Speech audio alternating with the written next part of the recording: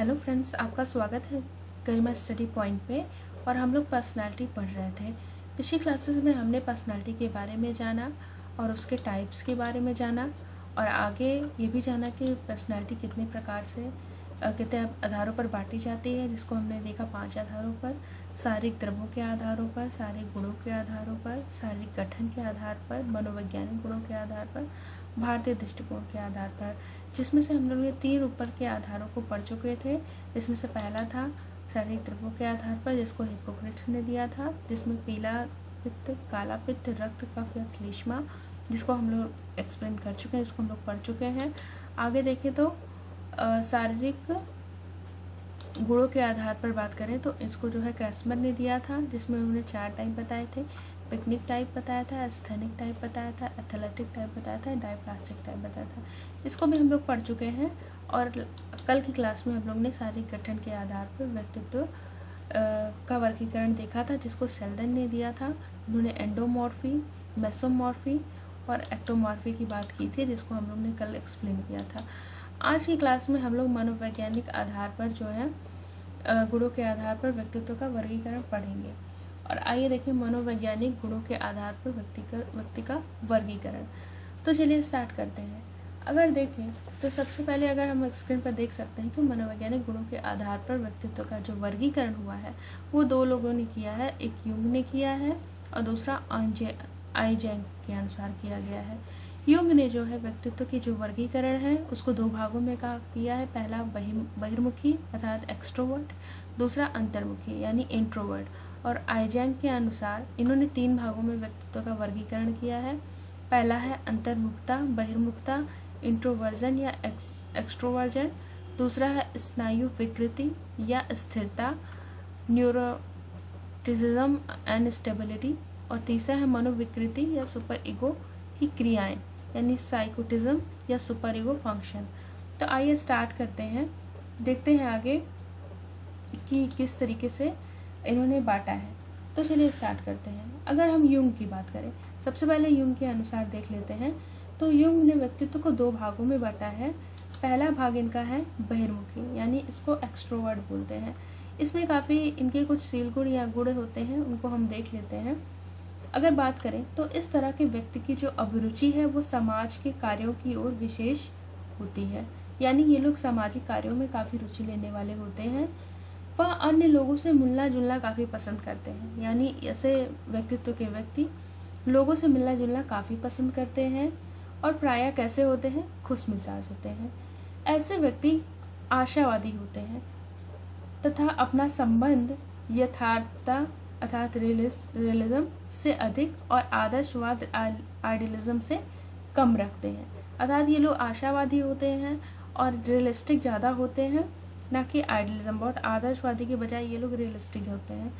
अगर आगे देखें तो ये ऐसे लोगों को खाने पीने की और भी रुचि अधिक होती है। ऐसे लोग समाज के लिए काफ़ी उपयोगी होते हैं।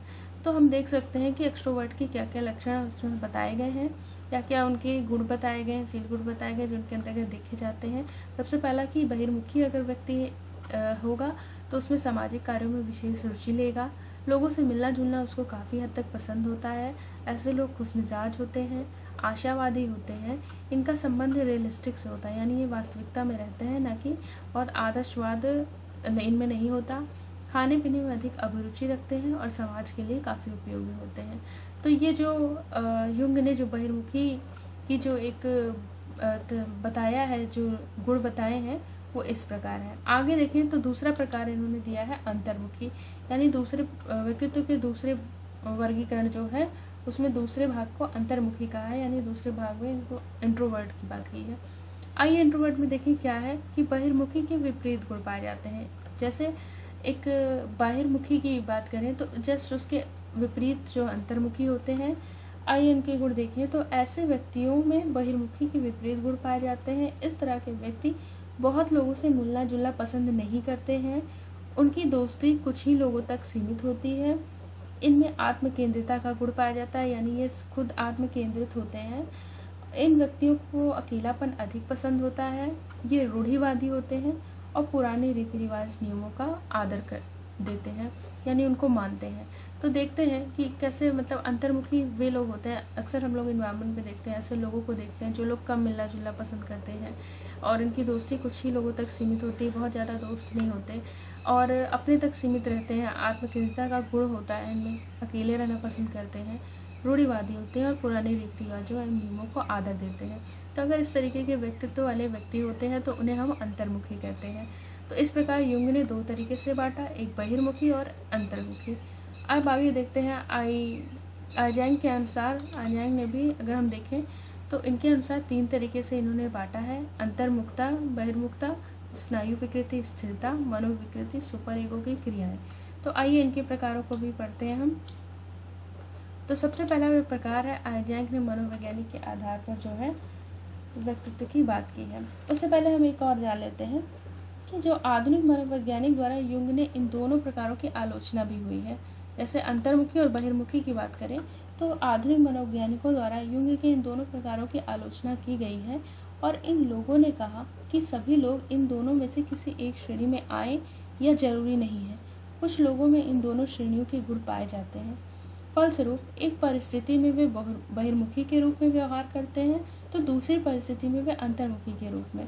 ऐसे व्यक्तियों को आधुनिक मनोवैज्ञानिक ने उभयमुखी की संज्ञा दी है, यानी बहिर्मुखी, अंतर्मुखी और एक उभयमुखी भी संज्ञा आधुनिक मनोवैज्ञानिकों द्वारा दिया गया है।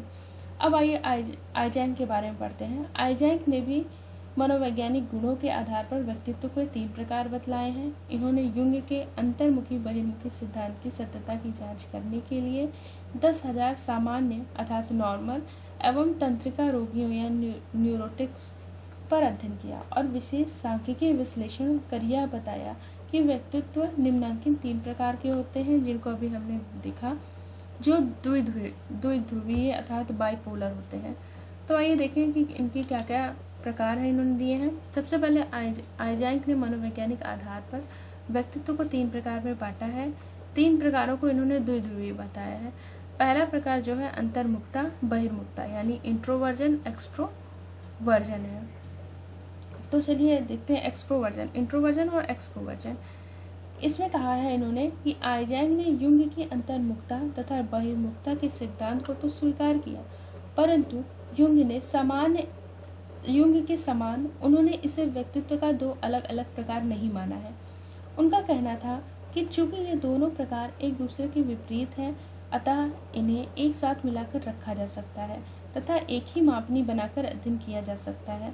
चूंकि ऐसा नहीं होता कि ये दोनों तरह के गुण एक ही व्यक्ति में अधिक या कम हो, अतः इसे आइजैंग ने व्यक्ति का एक ही प्रकार माना है जो द्विध्रुवीय है।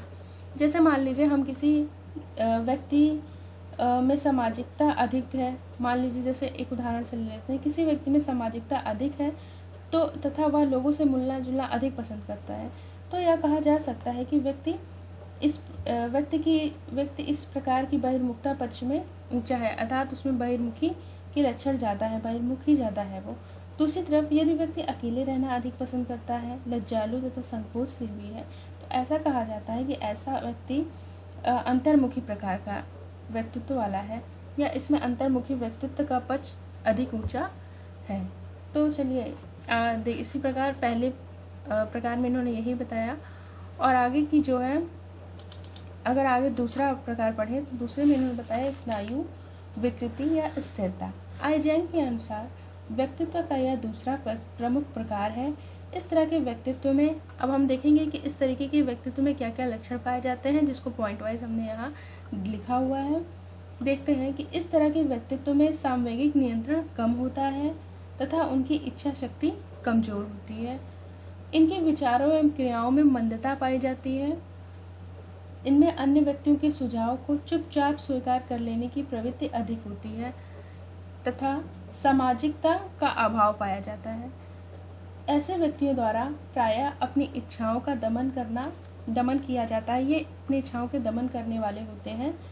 और लास्ट में स्नायु विकृति की दूसरी छोर पर स्थिरता होती है। इसमें कहा गया है कि स्नायु विकृति की जो दूसरा छोर है उसमें स्थिरता होती है और जिसकी ओर बढ़ने पर अगर उसकी ओर बढ़ते हैं ये लोग तो उक्त व्यवहारों या लक्षण की मात्रा कैसी होती है, घटती जाती है और व्यक्ति में स्थिरता की मात्रा बढ़ती जाती है। अर्थात स्नायु से अगर हम स्थिरता की ओर बढ़ते हैं तो स्नायु विकृति की ये जो सारे लक्षण हैं उनमें कमी आती है और जो व्यक्ति है वो स्थिरता की ओर बढ़ता है। अब तीसरा प्रकार इसका देखेंगे तो मनोविकृति सुपर ईगो की क्रियाएं अर्थात साइकोटिज्म या सुपर ईगो फंक्शन। इसके अनुसार जो है आइजेन ने व्यक्तित्व इस प्रकार को बाद में किए गए शोध के आधार पर इसको जोड़ा है। आइजेन ने इस प्रकार जो ये प्रकार दिया है मनोविकृति और सुपर ईगो की क्रियाएं, इसकी व्याख्या करते हुए कहा कि व्यक्तित्व का यह प्रकार मानसिक रोग की एक विशेष श्रेणी जिसे मनोविक्षिप्त अर्थात साइकोसिस कहा जाता है के तुल्य यानी इक्विवेलेंट नहीं है। हाँ, इतना अवश्य है कि मनोविक्षिप्त रोग से पीड़ित व्यक्ति में मनोविकृति यानी साइकोटिज्म के गुण अधिक होंगे।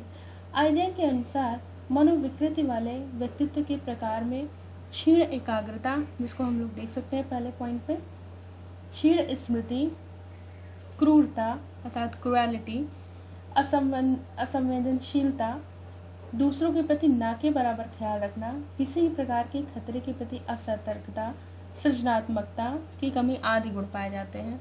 ये सारे गुण जो है इनमें पाए जाते हैं किसी भी व्यक्ति के व्यक्तित्व में, जो कि मनोविकृति के अंतर्गत आते हैं।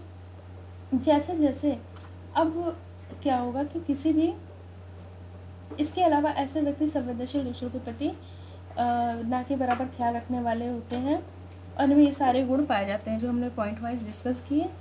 और उसके बाद जो है मनोविकृति को दूसरे छोर पर सुपर ईगो की क्रियाएं होती हैं। अगर हम देखें तो कह रहे हैं कि मनोविकृति के दूसरे छोर पर सुपर ईगो की क्रियाएं होती हैं। अर्थात अगर मनोविकृति का दूसरा छोर देखें तो सुपर ईगो की क्रियाएं होती हैं।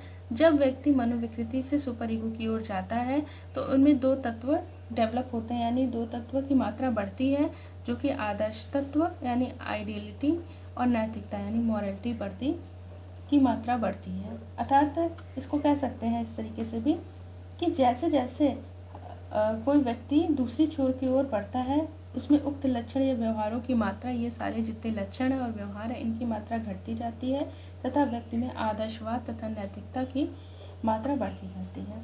इस तरह हम देख सकते हैं कि आंजाई के तीनों प्रकार द्विध्रुवीय है। अर्थात ये द्विध्रुवीय सिद्धांत इन्होंने दिया है, जिसका मतलब यह कदापि नहीं है कि अधिकतर व्यक्ति दो छोरों में किसी एक छोर पर रखा जा सकता है।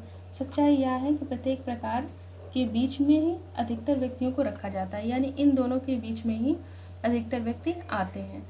तो इस तरीके से हमने चौथा प्रकार भी मनोवैज्ञानिक के आधार पर भी डिस्कस किया। और अब पांचवा आधार अगर हम देखें तो पांचवें आधार की बात करें तो भारतीय दृष्टिकोण के आधार पर व्यक्तित्व को बांटा गया है। पांचवें आधार पर अगर हम बात करें तो भारतीय दर्शन की सर्वोच्च रचना श्री भगवद गीता के अनुसार व्यक्तित्व में 3 गुण को बताया गया है। पहला गुण है सात्विक व्यक्ति। सात्विक व्यक्ति कौन होता है? ये वे व्यक्ति होते हैं जिनमें सत्व गुण की प्रधानता होती है, यानी इसमें सात्विकता की प्रधानता होती है। इनका व्यवहार कैसा होता है आइए देखते हैं। ऐसे व्यक्ति में सत्व गुण की प्रधानता होती है। ऐसे व्यक्ति ज्ञानी, शांत, निर्मल, परहितकारी, धार्मिक व सौम्य स्वभाव के होते हैं। सत्व प्रधान व्यक्ति सत्य प्रवृत्ति के होते हैं तथा इन्हें साधु या देवता स्वरूप माना जाता है। दूसरा प्रकार इसका है कि राजसी व्यक्ति। राजसी व्यक्ति की बात करें तो ऐसे व्यक्ति में रजोगुण की अधिकता होती है। ये साहसी, वीर, उद्यमी, दबंग, कामना व आसक्ति की प्रवृत्ति से युक्त होते हैं। राजसी प्रधान व्यक्ति चंचल व सक्रिय प्रकृति के होते हैं तथा गृहस्थ जीवन के प्रति केंद्रित होते हैं। आगे देखें अगर तामसी व्यक्ति यानी टेंसिक पर्सन, तो इनके जो लक्षण हैं वो हैं ऐसे व्यक्ति में तमोगुण अर्थात डलनेस की बहुलता होती है। ये प्रमादी, सुस्त, झगड़ालू, आलसी, क्रोधी तथा अनावश्यक लड़ाई झगड़ा करने वाले होते हैं। तीसरा है कि ये स्वार्थी प्रकृति के होते हैं। तमस प्रधान व्यक्ति स्वार्थी प्रकृति के होते हैं तथा दूसरों को कष्ट पहुंचाना अधिक पसंद करते हैं। तो स्पष्ट है कि सात्विक व तामसिक प्रवृत्ति सातत्य के 2 छोर होते हैं, यानी पर्सनैलिटी कंटिन्यूम के 2 छोर होते हैं तथा राजसी प्रवृत्ति इनके बीच स्थिर रहती है। सत्य आदर्श को, रजस वास्तविकता को तथा तमस अवांछनीयता की ओर इशारा करता है। अगर हम देखें इन तीनों प्रकार की तो यहाँ सत्य की बात करें, सात्विक की बात करें तो ये आदर्श की बात करता है। राजसी की बात करें तो ये वास्तविकता की ओर इशारा करता है, तथा जो तामसी है ये अवांछनीयता की ओर इशारा करता है।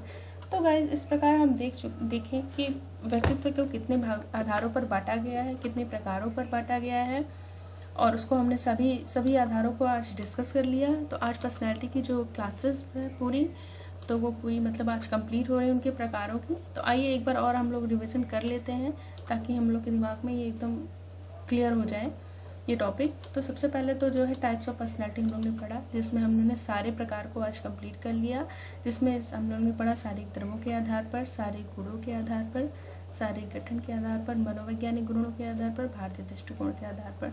सबसे पहले हम लोग ने देखा शारीरिक गुणों के आधार पर, फिर शारीरिक द्रव्यों के आधार पर देख लिया जिसको हिप्पोक्रेट्स ने दिया था, शारीरिक गुणों के आधार पर देखा जिसको क्रेसमैन ने दिया था, शारीरिक गठन के आधार पर भी हम लोग ने पढ़ लिया जिसको कि सेल्डन ने दिया था। आगे हम लोग ने शारीरिक गठन के आधार पर देखा ही, और फिर चौथा मनोवैज्ञानिक गुणों के आधार पर व्यक्तित्व का वर्गीकरण भी देखा जिसको यूंग के अनुसार देखा और आइंस्टाइन के अनुसार देखा। और जो पांचवा प्रकार है, पांचवें प्रकार में हमने जो है भारतीय दर्शन के अनुसार भी इसको आज इसके आधार पर भी आज हमने पढ़ा, जिसको 3 प्रकार से बांटा, सात्विक, राजसिक और तामसिक व्यक्ति के आधार पर। तो चलिए ठीक है, ये लेक्चर हम यही समाप्त करते हैं। और थैंक यू गाइज। अगर आपको मेरी चैनल पसंद आता है, मेरे वीडियोस पसंद आते हैं तो प्लीज़ सब्सक्राइब करें और लाइक और शेयर ज़रूर करें। Thank you guys.